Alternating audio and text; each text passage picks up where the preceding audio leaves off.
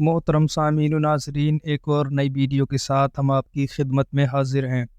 اور آج کی اس ویڈیو میں ہم بات کریں گے کہ والدین کے انتقال کے بعد اولاد پر کیا کیا حق باقی رہتے ہیں۔ تو چلیے بلا تاخیر کے شروع کرتے ہیں۔ لہٰذا جن کے والدین انتقال کر چکے ہیں تو ان کو ان حقوق کی رعایت کرنا چاہیے، یعنی ان حقوق کو حتی الامکان ادا کرنا چاہیے۔ والدین کے انتقال کے بعد جو حقوق اولاد پر باقی رہتے ہیں ہم ان کو آپ کی خدمت میں بالترتیب پیش کرتے ہیں۔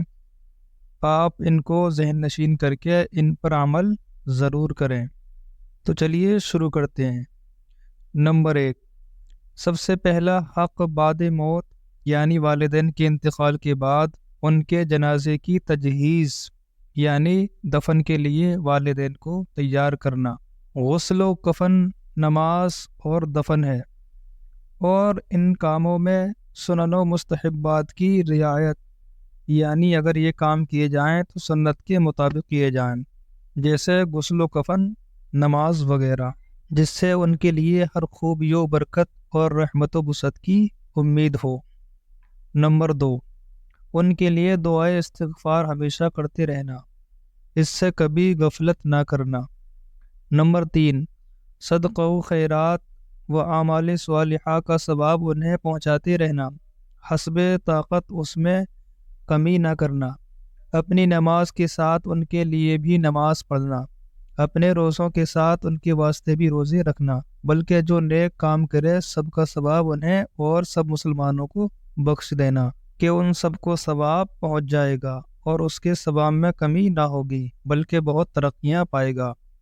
یعنی اگر نماز نفل یا نفل روزہ رکھے تو اس میں نیت کر لے کہ ہم جو نفل نماز یا روزہ رکھ رہے ہیں اس کا ثواب ہمارے والدین کو عطا فرما۔ نمبر 4، ان پر کوئی قرض کسی کا ہو تو اس کی ادا میں حد درجے کی جلدی و کوشش کرنا، اور اپنے مال سے ان کا قرض ادا ہونے کو دونوں جہاں کی سعادت سمجھنا۔ آپ قدرت نہ ہو تو اور عزیزوں قریبوں پھر باقی اہل خیر سے اس کی ادا میں امداد لینا، یعنی اگر اتنا پیسہ اپنے پاس نہ ہو تو اپنے عزیز و اقارب یعنی رشتہ دار وغیرہ سے لے کر ادا کرنا۔ نمبر 5، ان پر کوئی فرض رہ گیا ہو تو بقدر قدرت اس کی ادا میں سعی بجا لانا۔ حج نہ کیا ہو تو ان کی طرف سے حج کرنا یا حج بدل کرانا، یعنی کسی دوسرے سے کرانا۔ زکوٰۃ یا عشر کا مطالبہ ان پر رہا ہو تو اسے ادا کرنا۔ نماز یا روزہ باقی ہو تو اس کا کفارہ دینا۔ وعلی ھذا القیاس، ہر طرح ان کی برات ذمے میں جد و جہد کرنا، یعنی اگر حقوق اللہ یا حقوق العباد ہوں تو ان کو جلد ادا کر دینا، یعنی والدین پر اگر کچھ نمازیں یا روزے وغیرہ چھوٹ گئے ہوں تو ان کا کفارہ دے دینا، اور اگر لوگوں کا کوئی قرض وغیرہ ہو تو اس کو بھی ادا کر دینا تاکہ اچھی طرح بری ہو جائے۔ نمبر 6،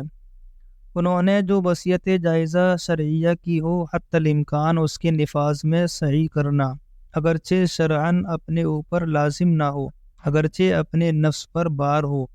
مثلاً وہ نصف جائیداد کی وصیت اپنے کسی عزیز، غیر وارث یا اجنبی محض کے لیے کر گئے تو شرعاً تہائی مال سے زیادہ میں بے اجازت وارثان نافذ نہیں، مگر اولاد کو مناسب ہے کہ ان کی وصیت مانیں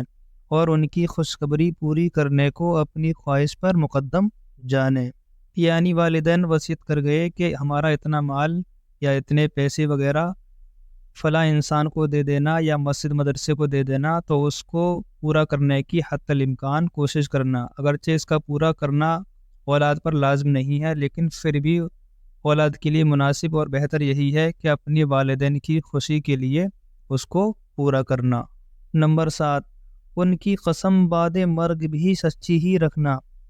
یعنی موت کے بعد بھی سچی ہی رکھنا۔ مثلاً ماں باپ نے قسم کھائی تھی کہ میرا بیٹا فلاں جگہ نہ جائے گا یا فلاں سے نہ ملے گا یا فلاں کام کرے گا، تو ان کے بعد یہ خیال نہ کرنا کہ اب وہ تو نہیں، ان کی قسم کا خیال نہیں، بلکہ اس کا ویسے ہی پابند رہنا جیسا کہ ان کی حیات میں رہتا۔ جب تک کوئی حرج شرعی مانع نہ ہو اور کچھ قسم ہی پر موقوف نہیں۔ ہر طرح امور جائزہ میں بعد مرگ بھی ان کی مرضی کا پابند رہنا۔ نمبر 8، ہر جمعہ کو ان کی زیارت قبر کے لیے جانا، وہاں یاسین شریف پڑھنا ایسی آواز سے کہ وہ سنیں، اور اس کا ثواب ان کی روح کو پہنچانا۔ راستے میں جب کبھی ان کی قبر آئے تو بے سلام و فاتحہ نہ گزرنا۔ نمبر 9،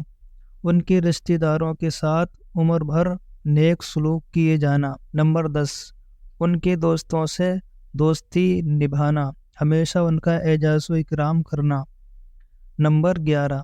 کبھی کسی کے ماں باپ کو برا کہہ کر جواب میں انہیں برا نہ کہلوانا۔ نمبر 12، سب میں سخت تر و عام تر و مدام تر یہ حق ہے کہ کبھی کوئی گناہ کر کے انہیں قبر میں ایذا نہ پہنچانا، یعنی تکلیف نہ پہنچانا۔ اس کے سب اعمال کی خبر ماں باپ کو پہنچتی ہے، نیکیاں دیکھتے ہیں تو خوش ہوتے ہیں اور ان کا چہرہ فرحت سے چمکتا اور دمکتا ہے، اور گناہ دیکھتے ہیں تو رنجیدہ ہوتے ہیں اور ان کے قلب پر صدمہ ہوتا ہے۔ ماں باپ کا یہ حق نہیں کہ انہیں قبر میں بھی رنج پہنچائے۔ حدیث شریف میں ہے کہ ایک انصاری خدمت اقدس حضور پرنور سید عالم صلی اللہ تعالیٰ علیہ وسلم میں حاضر ہو کر عرض کی، یا رسول اللہ صلی اللہ تعالیٰ علیہ وسلم، ماں باپ کے انتقال کے بعد کوئی طریقہ ان کے ساتھ نکوئی کا باقی ہے جسے میں بجا لاؤں؟ فرمایا، ہاں، 4 باتیں ہیں، ان پر نماز اور ان کے لیے دعائے مغفرت، ان کی وصیت نافذ کرنا، اور ان کے دوستوں کی بزرگ داشت، یعنی ان کے دوستوں کی عزت و تعظیم کرنا، اور جو رشتہ صرف انہی کی جانب سے ہو نیک برتاؤ سے اس کو قائم رکھنا۔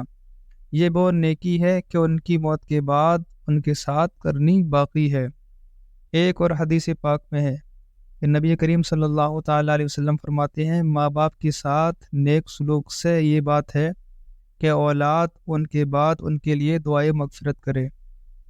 ایک اور حدیث پاک میں نبی کریم صلی اللہ تعالیٰ علیہ وسلم فرماتے ہیں، آدمی جب ماں باپ کے لیے دعا چھوڑ دیتا ہے تو اس کا رزق قطع ہو جاتا ہے، یعنی ختم ہو جاتا ہے۔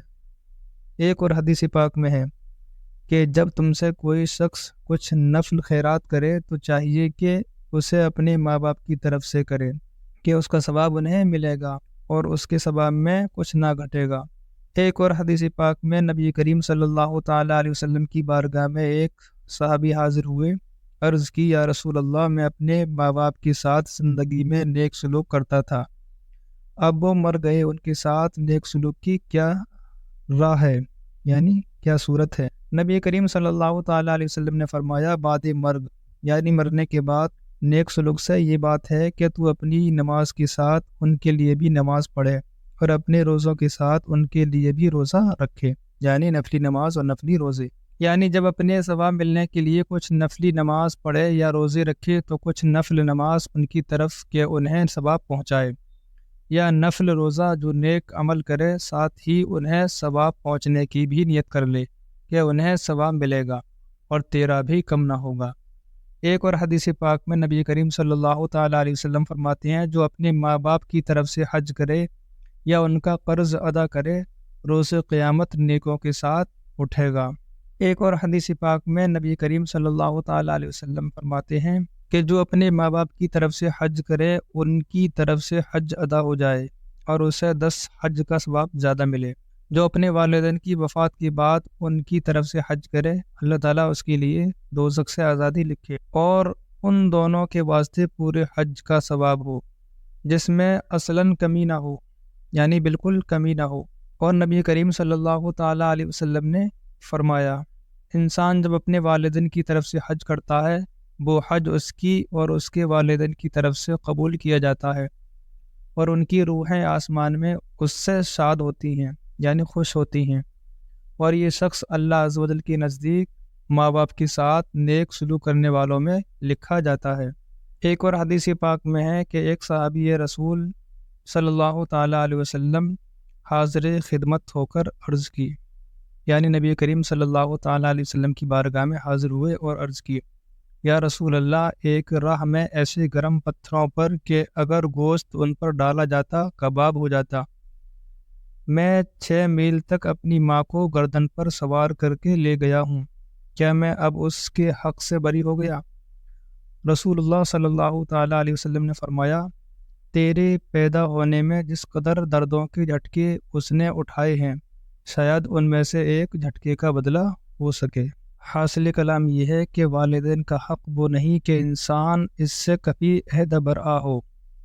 وہ اس کے حیات و وجود کے سبب ہیں، تو جو کچھ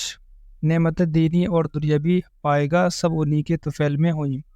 کہ ہر نعمت و کمال وجود پر موقوف ہے، اور وجود کے سبب وہ ہوئے تو صرف ماں باپ کا ہونا ہی ایسے عظیم حق کا موجب ہے جس سے بری الذمہ کبھی نہیں ہو سکتا،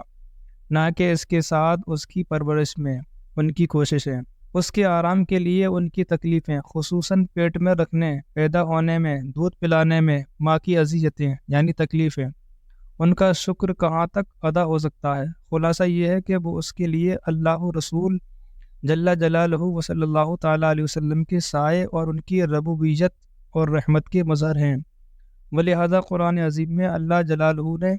اپنے حق کے ساتھ ان کا ذکر فرمایا کہ انشکر لی ولی والدیک، یعنی حق مان میرا اور اپنے ماں باپ کا۔ امید ہے کہ بات سمجھ میں آ گئی ہوگی۔ اللہ تعالی ہم تمام کے والدین کو عمر دراز عطا فرمائے اور ان کا ادب و احترام کرنے کی توفیق رفیق عطا فرمائے، اور اگر جن کے والدین اس دنیا سے جا چکے ہیں ان کے اللہ تعالی مغفرت فرمائے۔ اسی طرح کی نئی نئی ویڈیو اور نئے نئے مسائل جاننے کے لیے ہمارے چینل کو سبسکرائب کریں۔ آج کی ویڈیو میں صرف اتنا ہی، پھر ملتے ہیں کسی نئی ویڈیو کے ساتھ۔ اللہ حافظ۔